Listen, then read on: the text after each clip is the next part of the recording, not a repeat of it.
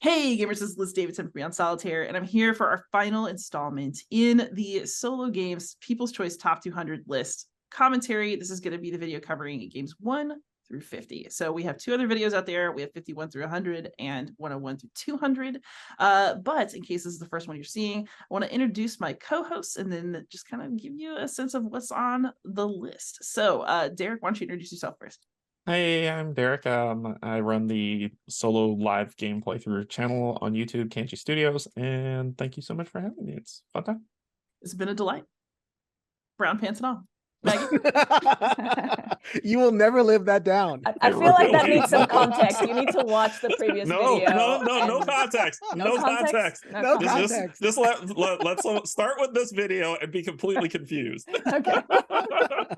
We're doing a great job then. Yeah. So, Maggie, introduce yourself.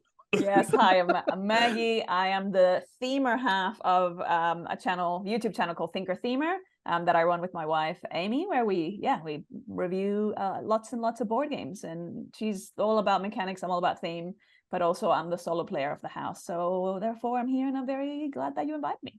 Thank you. And Jason, you need no introduction. You're the OG solo commentary man, but do it anyway. Yo, my peoples, what's up? Yep, this is Jason from Shelf Stories and One Stop Co-op Shop. Hi.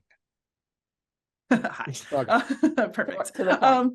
Love it. So, Jason and I have been doing this for a long time now. You invited me on, and we just kind of been in this ride for a while, but things are changing. So first, I want to make sure we thank Kevin Erskine.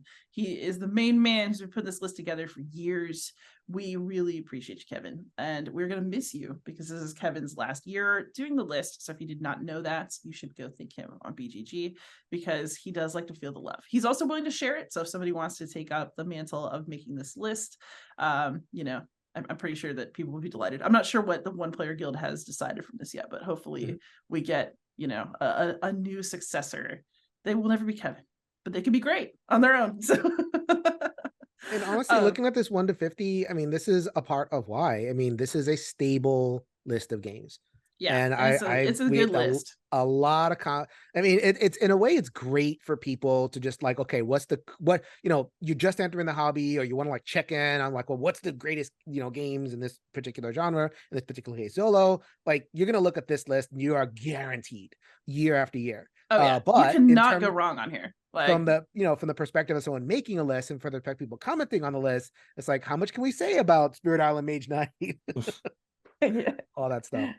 Yes, so this will be maybe the most boring of the three videos. Hopefully not. No. We'll always find something. That's why we have Derrick and Maggie over here. They're interesting. We're boring. So I don't know nothing about nothing. So it starts on drama. Although I do want to say, just clocking in at 50 here, congratulations to Bullet. Yep. Because great little game. It's a good game. It's a great little game. It's been on the rise, and I want to say it deserves to crack that top 50, and cool. I'm really happy to see it. So why don't we go ahead and just talk about the top of the list first, because that's actually like the most kind of rote part of this at this point. So number 1 is Spirit Island again. It won by a very large margin. There's just a huge clump of Spirit Island voters out there who are wrong, because Mage Knight is the best solo game. We do this every year. We do it every year. That's why we gotta get it out of the way. We do this every year. It's like it's like setting up the Christmas tree. It's just like the same. Like you do the same. It's a tradition. Fight over who gets to put the angel on top. Spirit Island all day. If you're watching the video, I'm stroking my Spirit Island as we speak. So I did that a bad thing. Not a euphemism.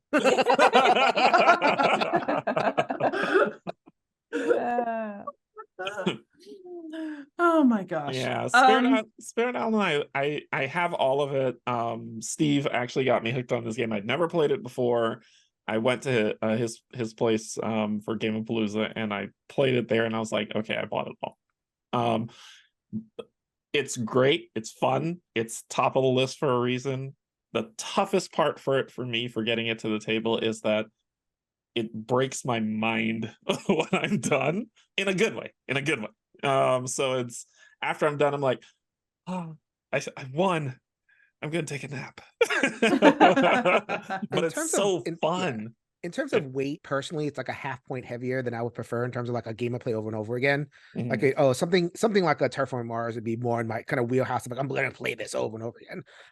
But Spirit Island is just for, you know, thematically it's just so engaging and interesting. The card play, so I mean it is so worthy, Yeah. and like words cannot express how dominant this win is. No, it's really dominant. It is. Do the kids say waffle stomping? No, but they Is should. that a thing that kids still say?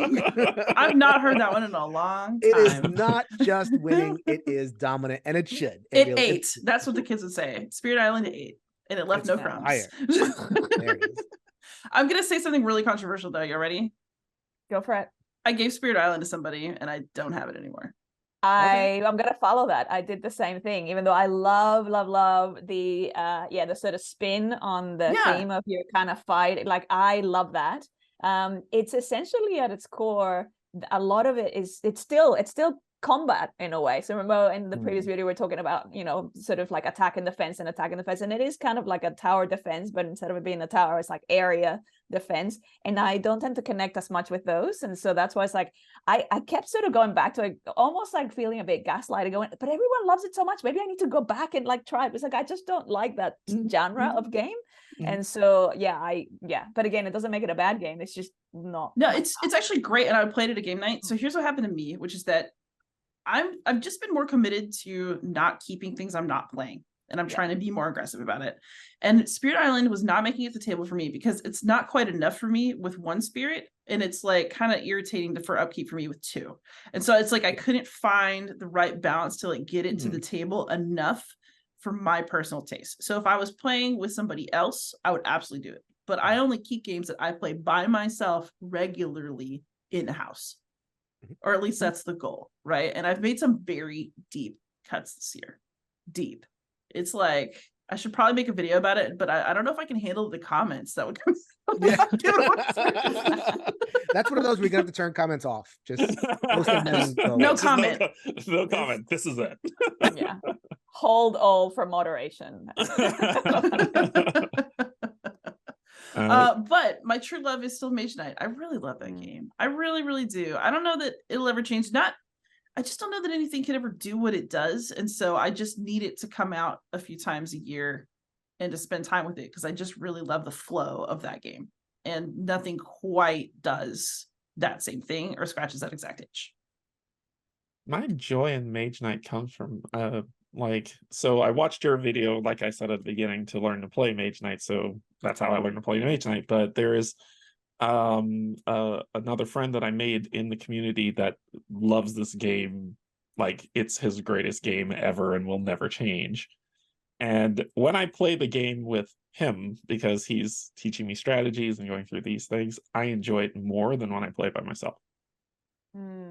Like, I don't know if that happens for anyone else, if I'm a weird anomaly. I think it does. Yeah. There's games on this list where I love the solo, but I actually enjoy the multiplayer experience even more. So, and it's just sometimes, the nature of well, a few different things. But I'm sure that we'll get into those. Yeah. Well, I see the beauty of it. I see the beauty of this game, and I see how tightly tuned it is. It's just more like I'll play it and I'll say, okay, that was fun. But when I play with other people, I'm like, oh my god, that was amazing. So yeah, actually, I do have one like that that's in this list. So Obsession is one of my top solo games as well, and it popped it at 21. But that's actually what I was referring to. I've been playing the mess. Are you playing on a board game arena? No, I'm not. I'm playing on Board Game Arena. I didn't even know there was on. It is. We should. I have games of Obsession going with people on Board Game Arena all the time, constantly. Yeah, she dragged me in there. I played one and I got my butt whipped. I've been getting my butt handed to me by people too, but I don't care because I just want to channel Maggie Smith and be like, oh, I'm going to dump the heiress while we're admiring the blooms.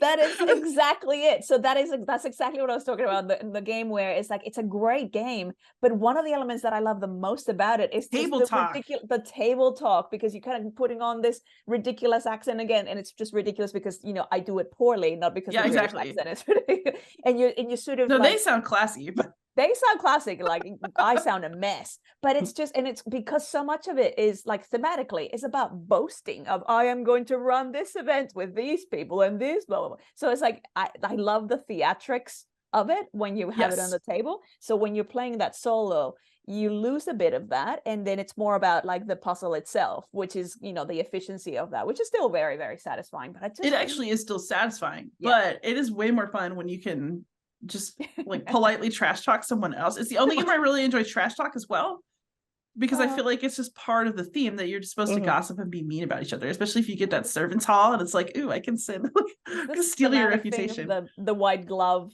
slap, you know. Yes. You know, I need to it's play this game. I've never played it. So BGA, let's just get on. Let's do Let's it. do it.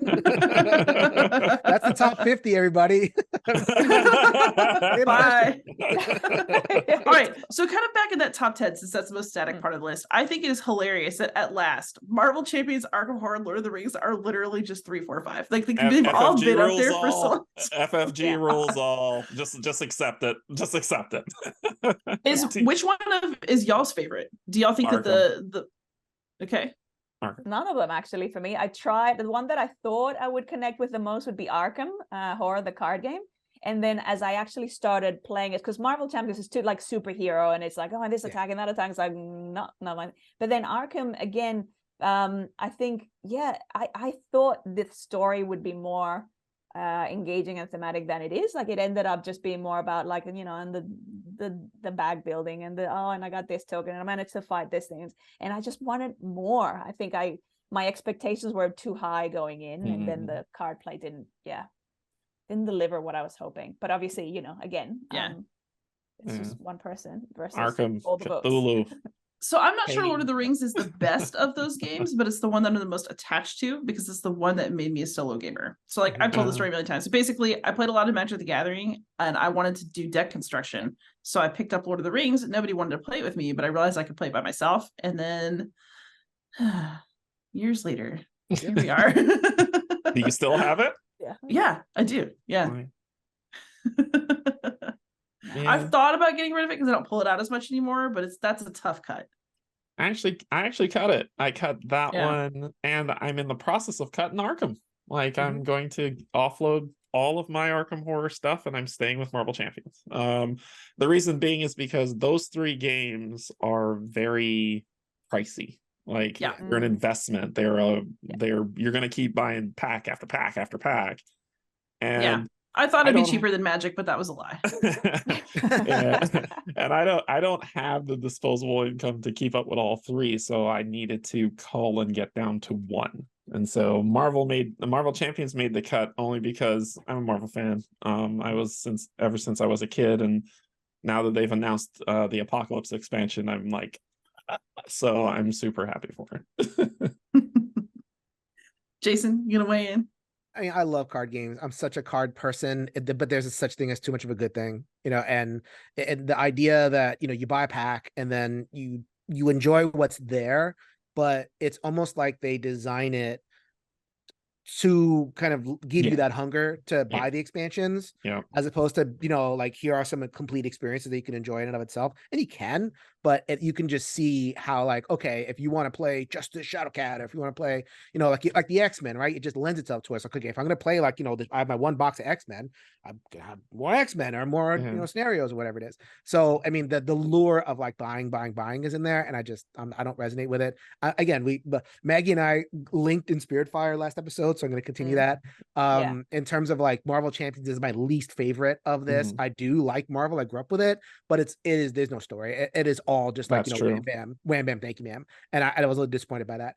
Arkham theoretically would be my favorite, but there's you know, not enough exploration. Like a lot of it really just there's a lot of like kooky stuff that happens, but I feel funneled, you know, towards, you know, okay, it's good, like, because there's always that threat meter, right? So it's like, okay, pushing, and like all fantasy flight games do that, and I find that anti-exploration, and so that kind of pushed me out too. So I guess the LCG model is not really for me, but again, I see where the draw is and totally affirm people's choices.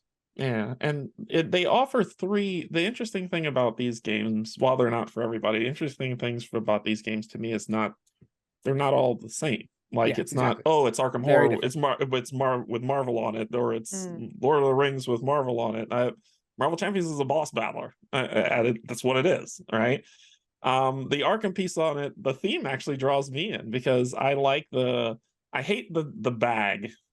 The chaos bag is its worst enemy, but I like the theme around all of it, and I think it's fun. But I get everything that Jason and Maggie says. Like, I get why it's not for them, and it makes sense.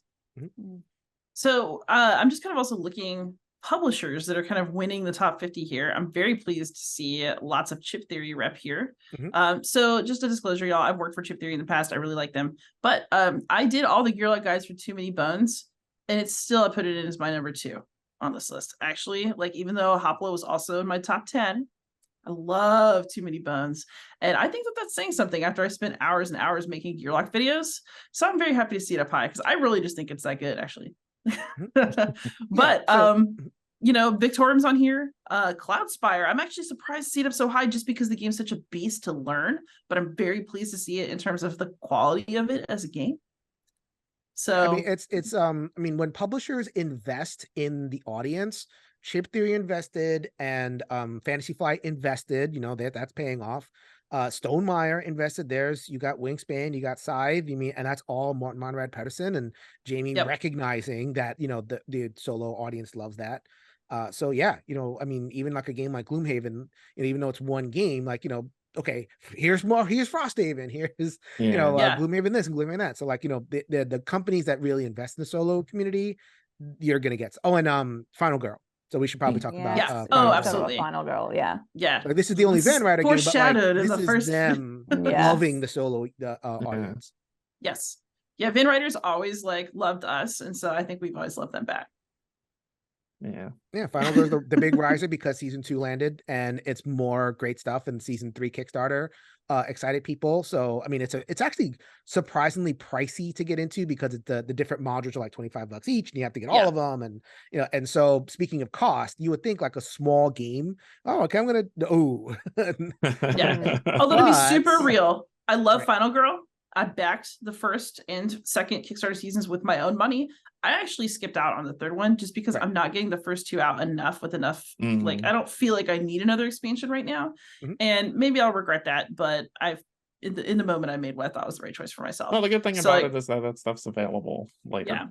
Yeah, Van Rider doesn't like content lock things after the crowdfunding, which is really good. I mean, it's harder to get something like maybe Detective City of Angels, which I think is fantastic. But you know, so I back Saints and Sinners this year. That definitely happened.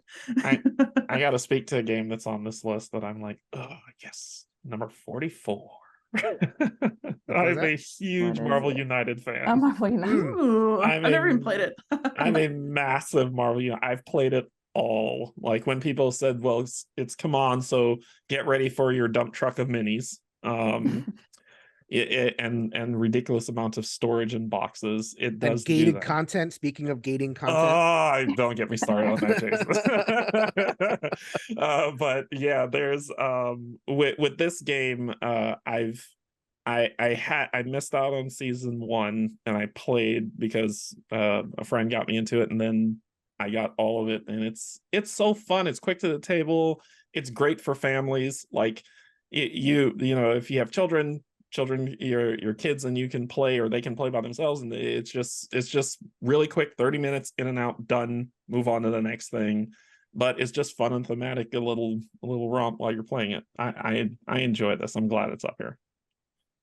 That's awesome. Anybody else see any old friends they're very happy to run into on here?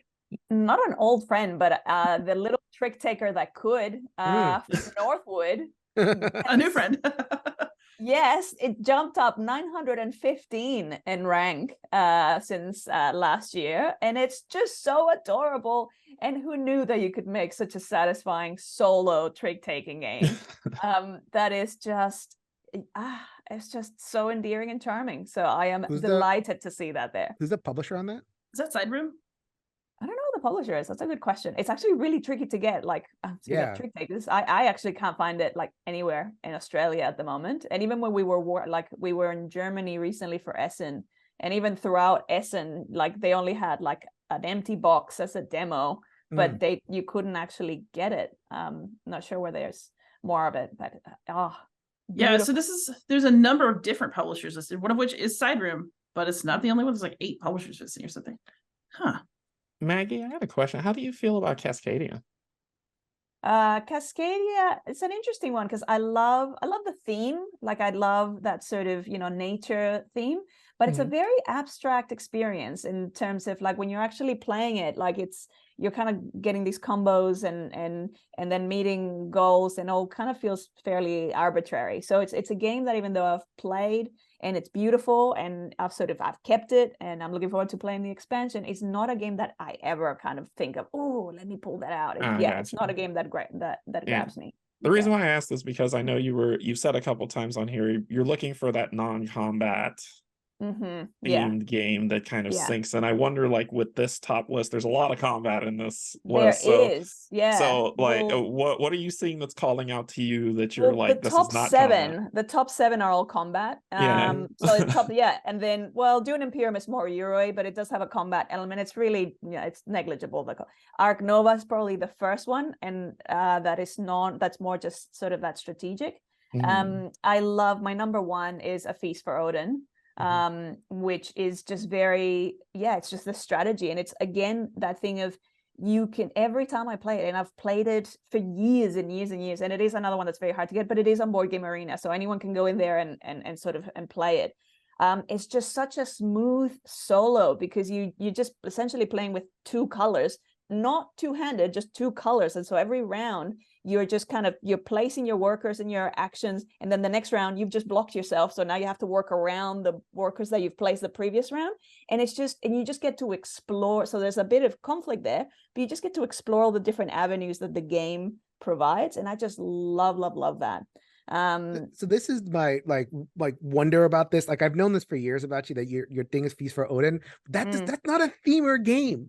Like, I'm taking little Vikings and I'm putting the polyomino Viking and they're conquering the world. It's really not about, it's almost like it's not about Vikings at all. It's really feng shui. If you look at it, it's about like, how do I store all these things in my units, because it's really just a polyomino adjacency type puzzle, and then optimizing how do you get these pieces, how do you make them, how do you kind of evolve them to the right color so that they can have the adjacencies.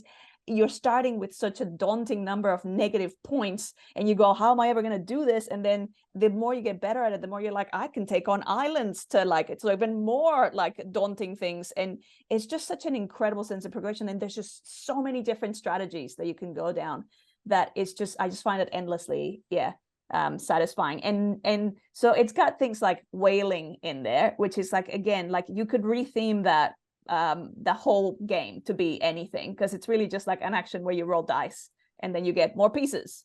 They're all kind of versions of that. So I never go in there going, I'm going whaling. It's like, I don't end up going into it as a, from a thematic point. It's just like a different ways that I'm going on in it from like when I'm going to have to organize my board games and going, okay, what categories am I going to have? It's the same. Yeah, it's a similar kind of puzzle. Well, but we might have to have you turn in your themer card then, because for Odin, are you kidding me? Yeah. Well, Newsford is another one that's kind of fairly close, and Newsford for me is like Feast Light.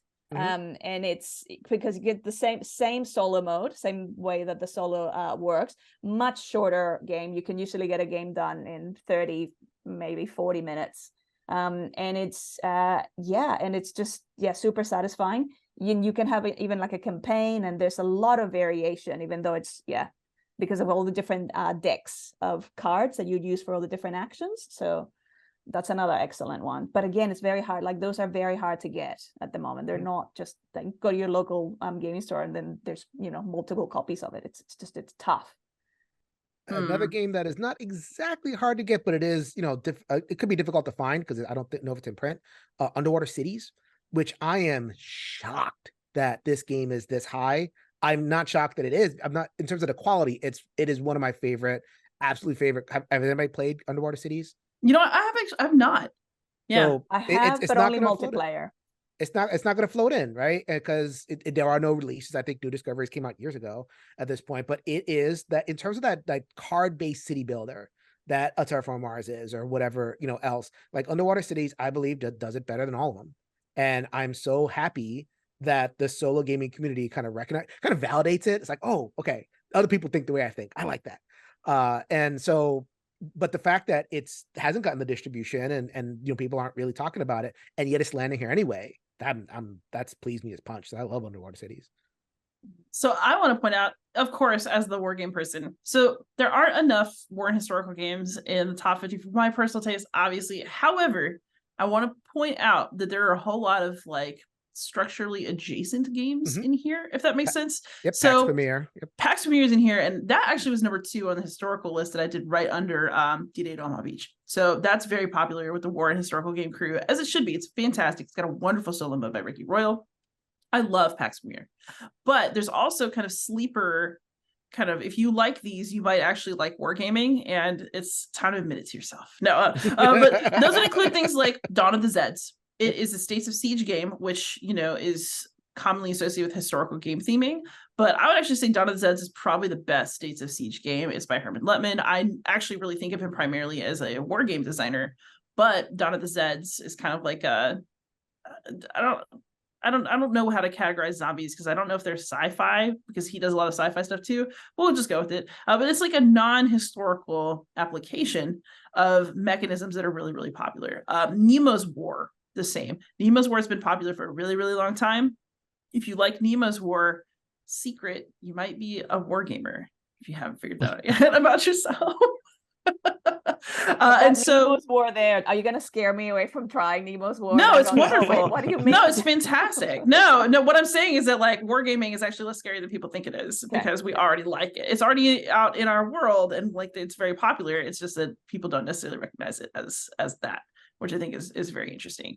So I'm always happy to see those things. I'm very happy to see PAX Premier, especially in the top 50, because it was in my top 10. I think it's a great game. It's wonderful multiplayer, but the solo is also fabulous, thanks to, you know, solo god Ricky Royal. And so, you know, there's some really, really good stuff, actually, for really all tastes in this part of the list too. Like, we've all been able to talk extensively at something we saw and liked. And that really pleases me. Like, I just think that that's such a wonderful thing. What do y'all think about Hadrian's Wall as essentially king of the roll and rights for the solo community right now? I love it. I love that game. I played that game. I love it. I love it too, actually. The first time I played He has to change his pants again. He loves it so much. I did. I gotta get a new pair of pants.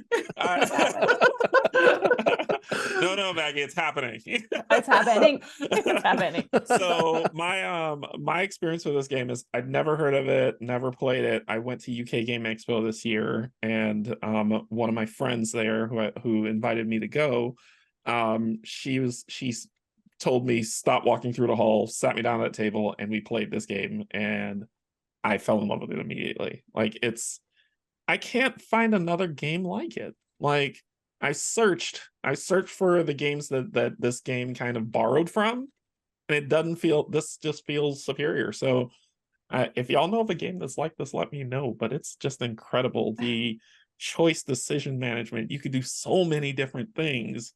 Yeah. Don't let I need to update my top roll and write list. Like, don't let the board fool you when you see it. It is daunting to look at, but you pick it up quickly.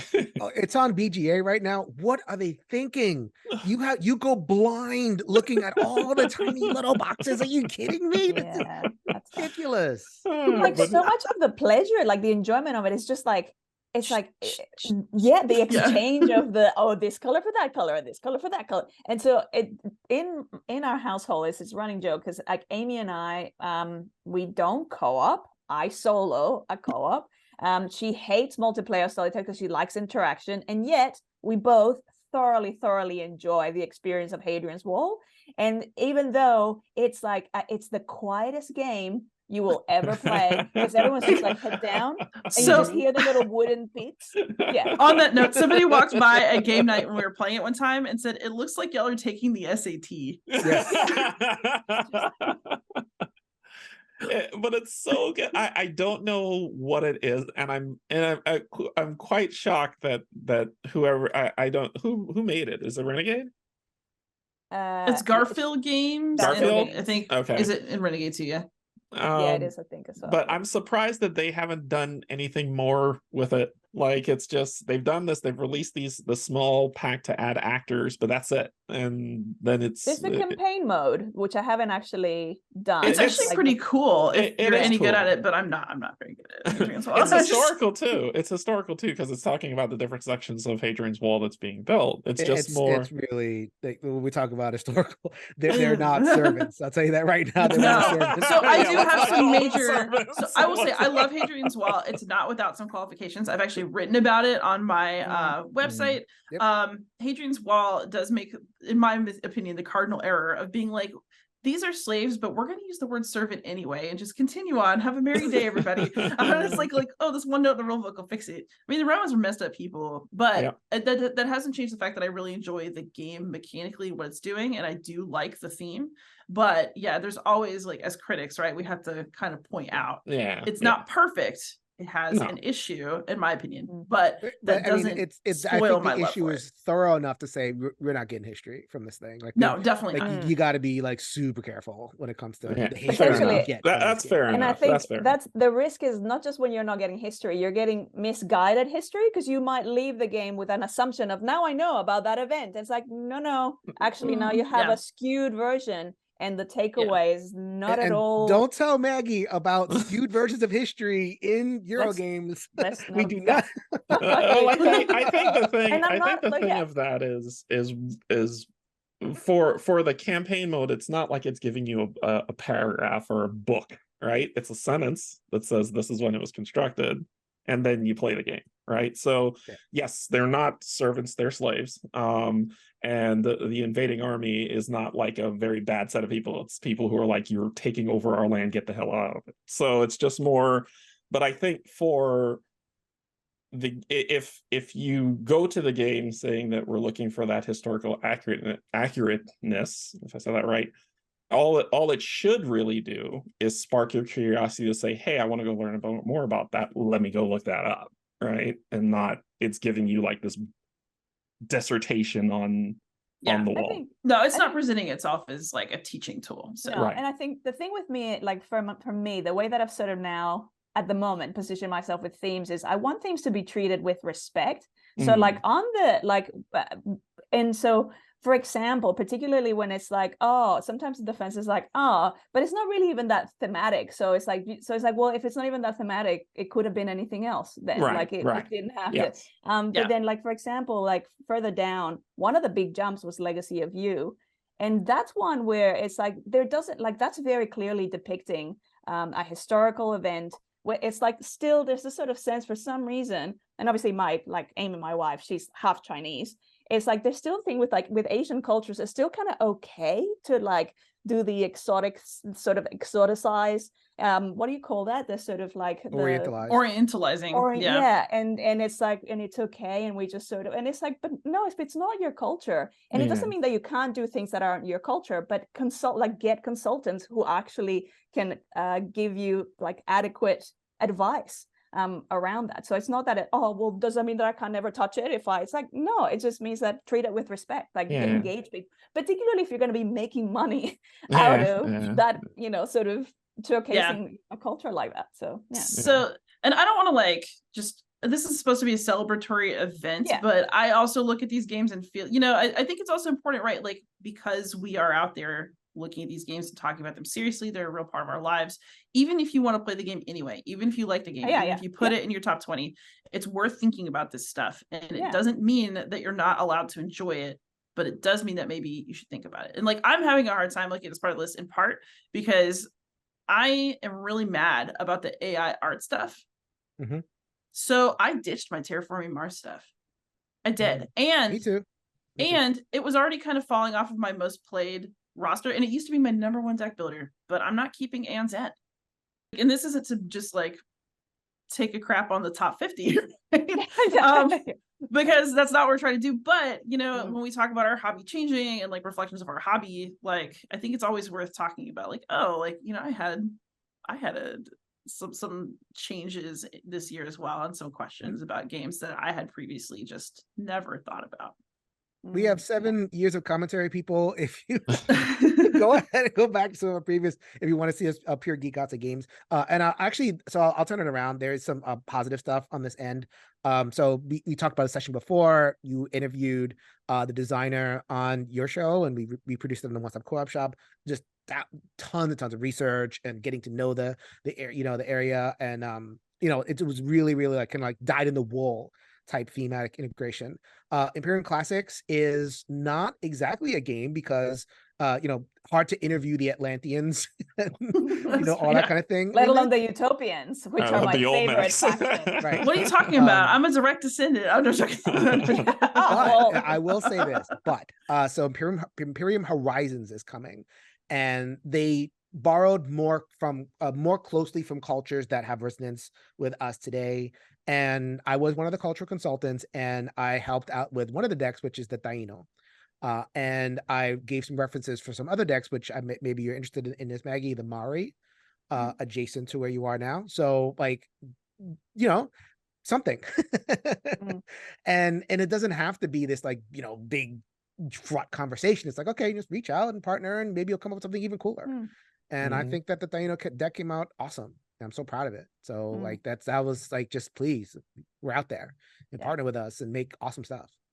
It's like, this is not about oh, you're taking our games away. It's about making games better. This is it's a good bar to have, to go, let's think more around these so that we actually end up with net better, more informed games, more accurate, more another one, Robinson Crusoe, which is a perennial. Ever since I've been doing the list, Robinson Crusoe. That thing is hung on. It really, it's such a, and they're releasing. It's because it's so difficult that everyone's like, no, I'm gonna leave it on that list until I beat it. Too many people beat Ghost Stories, and it was over. But Robinson Crusoe, they're doing it pure out of stubbornness. A lot of emergent story comes out of that, and it does survive. Speaking of a Frostpunk type game, I think Robinson Crusoe just hits that, right?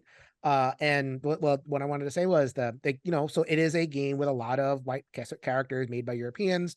I spoke with Ignacy Trevicek. He was very compelled by what I had to say, and he's like, he wanted to invite me to consult on some alternate characters that were all different nationalities. So you can go to Portal right now, and you can download new skins for characters that are the art was really good.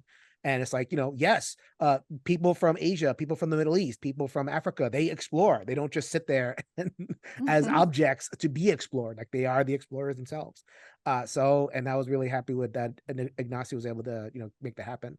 So there's a lot of positive news here as well.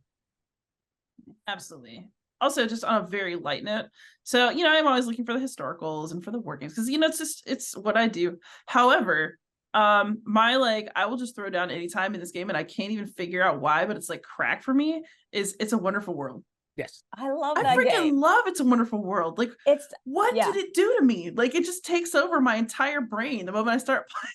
It's the same dopamine thing of the swapping this or getting producing. It's oh, and now I get to produce this. Oh, and I did it in order, so now I get to produce this in the same round, and I'm amazing. It's it's the same thing that we were talking about with Hadrian's Wall of I managed to do a mega combo, and it took me 20 different things, and it's still my turn. Yeah. So and then when you're playing solo, it could be the longest turn in the world, and nobody's gonna sit there and be like,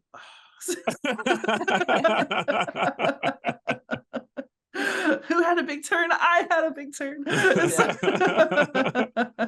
that you said playing Hadrian's Wall, someone said it looks like you're taking the SATs, rang so true to me.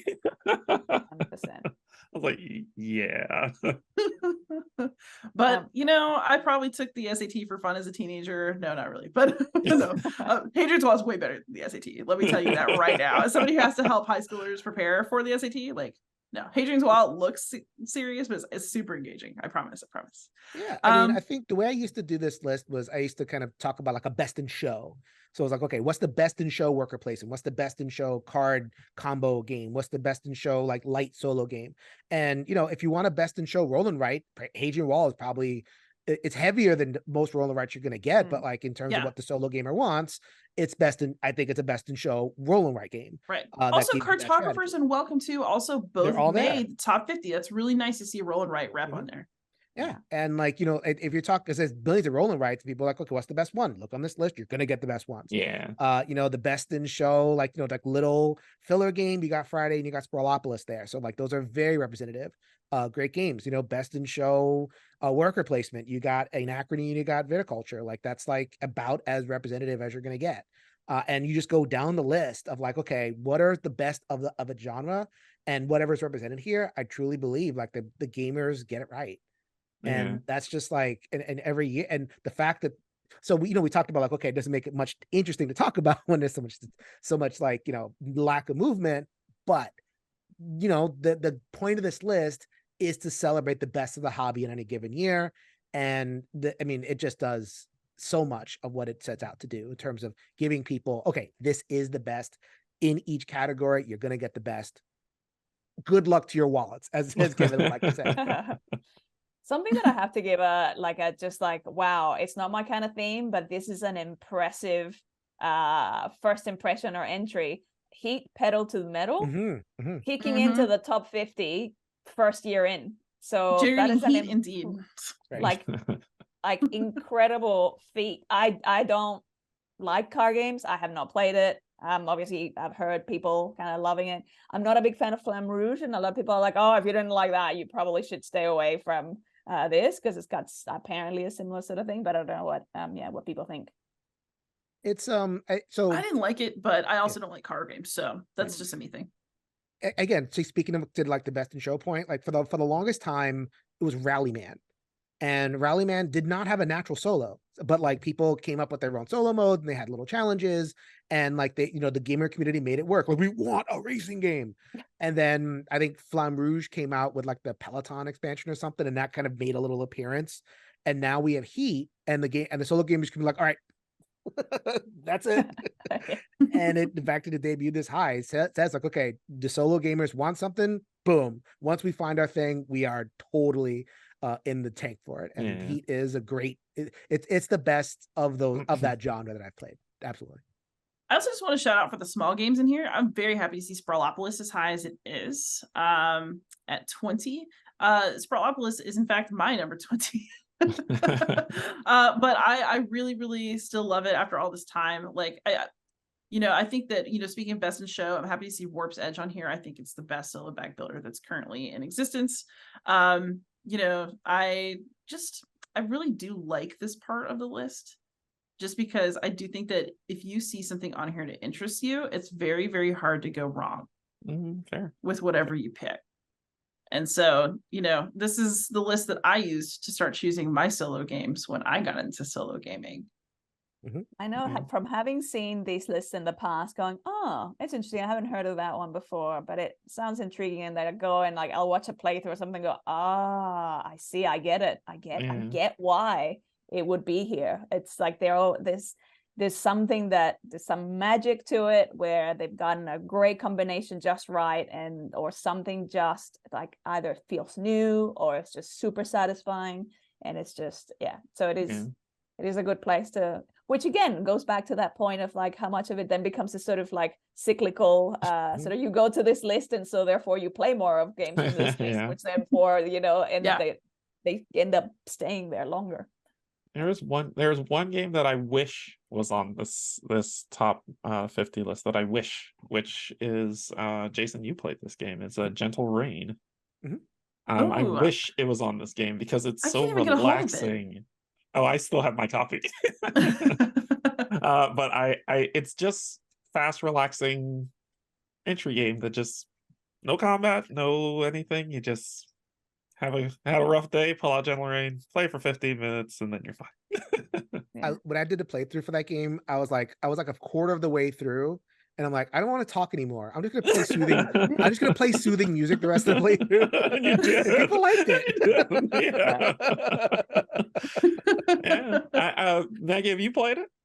I haven't. It's been on my list, but I haven't been able to get a copy of it because it just sounds like everything that I would love in a super relaxing kind of almost meditative. I can't say the word.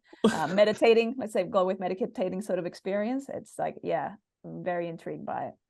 Yeah, I think my friendly local game store had one copy. If you wanted, I'll pick it up and send it to you. So it's a good game. Australia's expensive. I shipped to appreciate a the friend. I shipped to a friend there. Like, me and him exchange games from time to time, so I can Well, bundle you yours can in get with that. his. As a matter of fact, I'll- I have one and I'm parting with it. So Maggie, it's yours. All right, I'll hit you up. I would be very, very grateful, because it's seems very, very difficult to find here. I've been super intrigued, by it.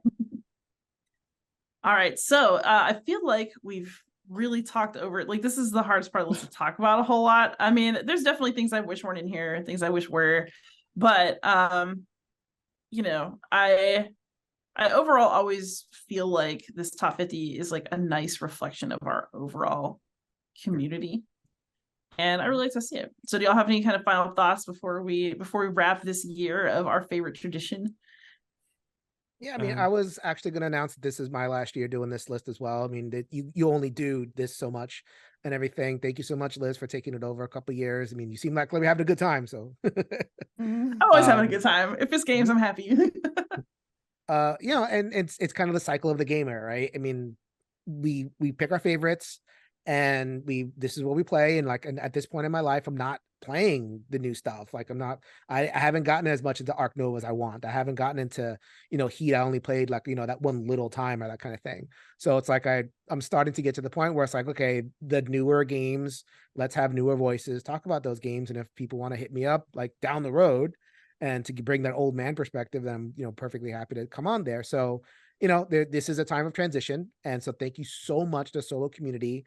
I needed this in terms of my own content. It is the one I did in 2020 during the first year of the pandemic. The video I did is still the highest stream video that I've ever done because people needed it. To hear smiling people talk about games. So I have a lot of history with this, and I'm very happy to say goodbye. And along with Kevin, and be like, you know what? Thank you so much to the solo community. You guys do a great job, and I sincerely hope that we continue to get more movement and more new games, and people enjoy the old games, and just keep having fun. Absolutely. Also, if you change your mind, come back.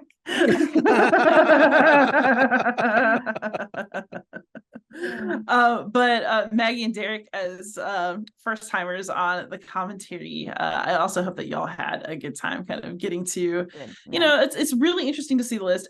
I think it's kind of fun to see it early, to be real. Yeah. Even though if you already know who won, it's still kind of fun.